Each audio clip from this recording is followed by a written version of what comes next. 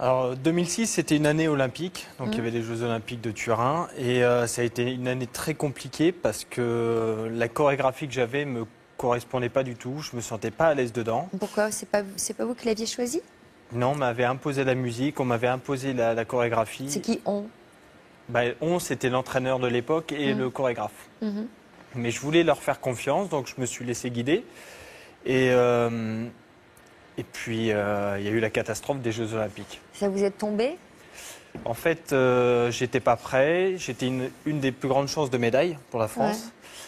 Ouais. Beaucoup de personnes m'attendaient. Et donc, je fais 2 ou 3 erreurs, je tombe.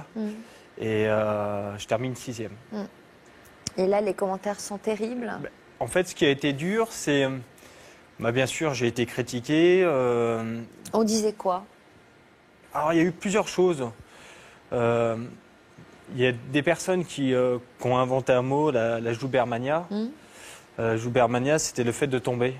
Donc, dès que quelqu'un tombait, je voyais des vidéos sur YouTube, sur plein de sites, dès que quelqu'un tombait, on disait tu fais ton Joubert. Donc, mon nom était associé à la chute et ça, c'était assez difficile à vivre. Difficile pour moi, pour ma famille. Et moi, je n'ai pas accepté qu'on critique ma mère. Parce que ma mère a été critiquée par des personnes haut placées. Et j'arrivais pas à comprendre, je trouvais ça injuste. On lui reprochait quoi? D'être trop présente. Et les personnes qui disent ça, je me dis comment on peut critiquer une maman qui fait simplement, entre guillemets, son job, quoi. Alors j'imagine qu'après avoir entendu tout ça, vous avez eu un petit esprit de revanche. Vous avez dû vouloir démontrer de quoi vous étiez capable. J'étais vraiment hargneux, méchant.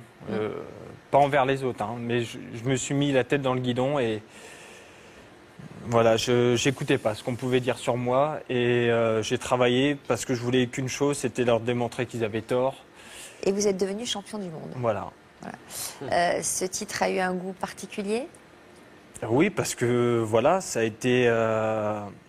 comme j'avais 10 ans, je disais je veux être champion d'Europe, champion du monde. Et enfin, je deviens champion du monde, donc c'était l'apothéose. Pour moi, c'était le paradis, et surtout pour ma mère. Vous aviez le sentiment de l'avoir vengé? Non, pas forcément de venger, mais montrer aux personnes que leur jugement était faux, qu'ils avaient eu tort, et surtout des sacrifices que la famille peut faire, que ma mère a pu faire, ils ont été récompensés. On reste motivé quand on a atteint le plus haut niveau?